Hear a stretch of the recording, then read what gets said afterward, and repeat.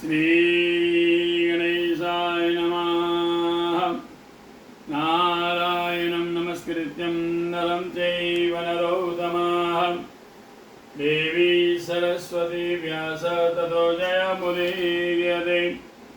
नमोऽस्तु नन्दाय सहस्रमूर्ते सहस्रपादाक्षिशिरोरुभावे सहस्रनाम्ने पुरुषाय सहस्रते सहस्रकोटियुगधारिणे नमः। नमः कमलनाभाय नमस्ते जलसायिने नमस्ते केशवाय नन्द वासुदेव नमोस्तुते। वसुदेवं सुतं देवं कंसचाणूरमर्दनं देवकी परमानन्दं कृष्ण वन्दे जगद्गुरोः। गुरु ब्रह्मा गुरुर्विष्णु गुरुर्देवो महेश्वर गुरुर्साक्षात् परब्रह्म तस्मै श्री गुरुवे नमः।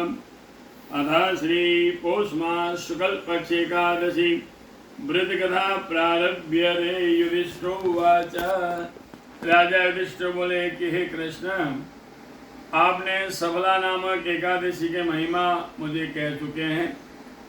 अब कृपा करके पौष मास के शुक्ल पक्ष में जो एकादशी होती है उसकी महिमा क्या है, उसका नाम और विधि क्या है, और उसमें किस देवता की पूजा होती है।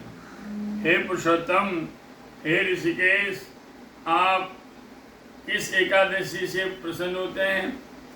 तब भगवान कृष्ण बोले कि हे राजन, लोगों के उपकारार्थ पौष शुक्ल एकादशी की विधि में कह रहा हूँ, सुनो। हे राजन, इस व्रत को पूर्ण विधि से करना चाहिए। इसका नाम, एकादशी का नाम है पुत्रदा नाम एकादशी।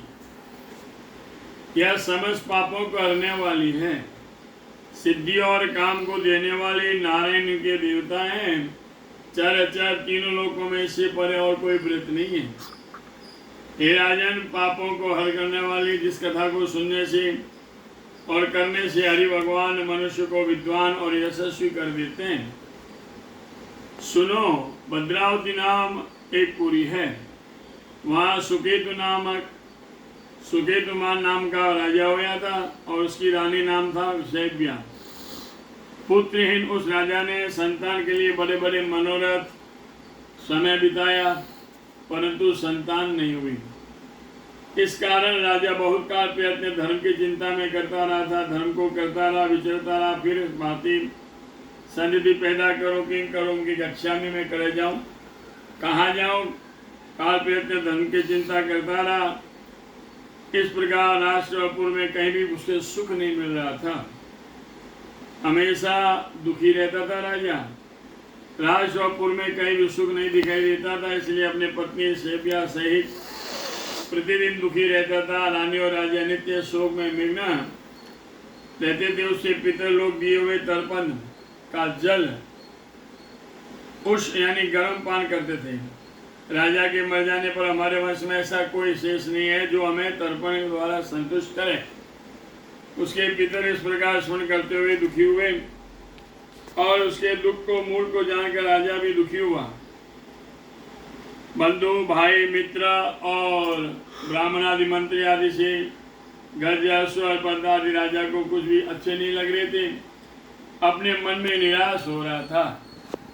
पुत्रहीन मनुष्य के जन्म का कुछ भी फल नहीं है, क्योंकि पुत्रहीन का घर सूना रहता है, उसका हृदय सदा दुखी रहता है। महाराज, पुत्र के बिना देव पिता मनुष्य के रण से पुत्र न होना कभी संभव नहीं है। इस कारण संपूर्ण मनुष्य प्रयत्न पुत्र उत्पन्न करने की चेष्टा अवश्य करनी चाहिए।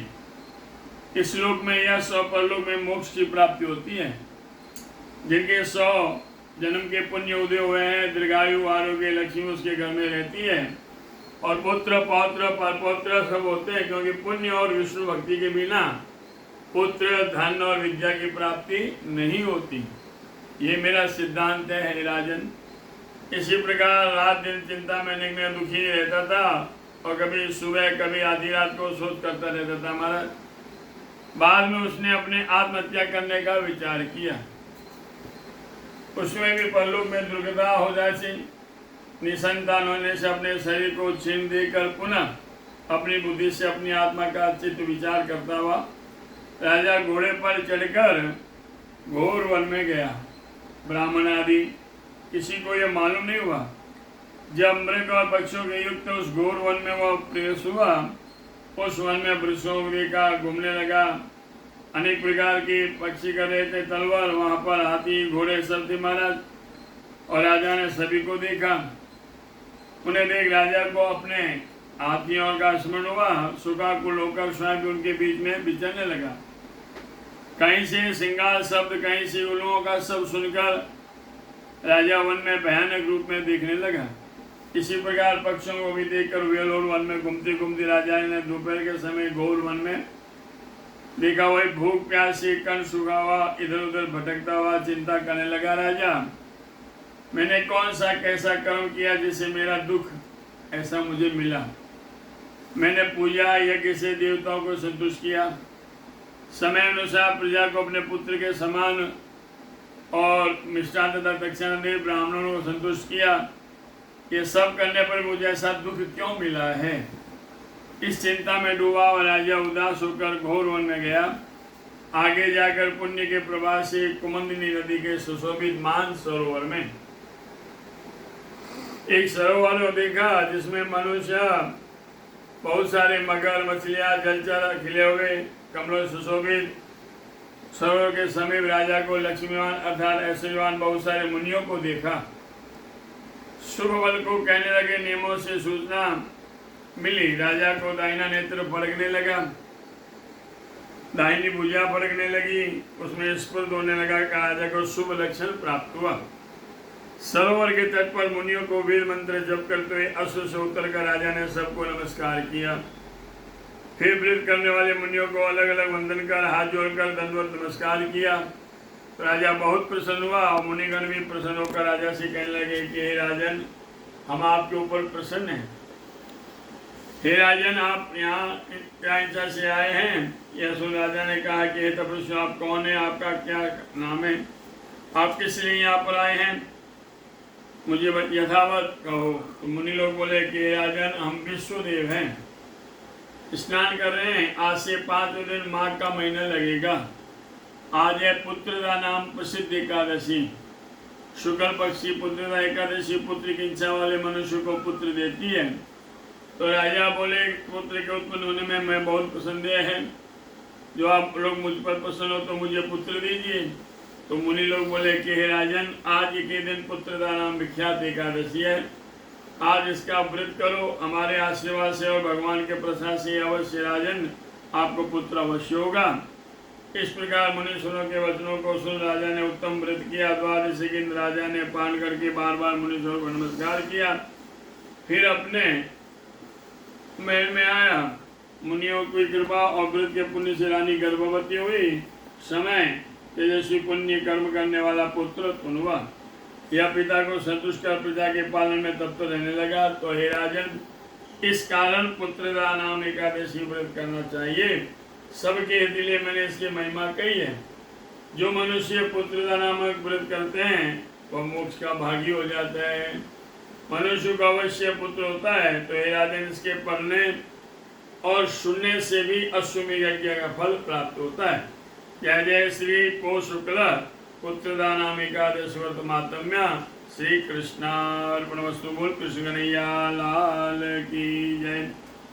सुधर्मो राघवंशो धर्मो दशकरञ्जरः एवं वदन्ति लोकानां यदो धर्मः तदो जयः। तिथिवारं च नक्षत्रं योगं करणमेव च। पंचांगम श्रुते नित्यं गंगा स्नानं फलं लभेत्। आज आय कर गई ठाकुर जी रे पौष मास रे शुक्ल पक्षी एकादशी रविवार रोहिणी नाम नक्षत्र। पुत्रदा नाम व्रत सर्वे सर्वाः। काल बारह सोमवार, 13 मंगलवार, प्रदोष व्रत, 14 बुधवार, पूर्णिमा व्रत गुरुवार। मंगलम भगवान विष्णु मंगलम गरुड़ध्वज मंगलम पुंडरीकाक्ष मंगलाय स्तनोवरी। सब भक्तों ने चेन्नई से पंडित कमल व्यासराज। जय श्री कृष्ण, जय श्री राम।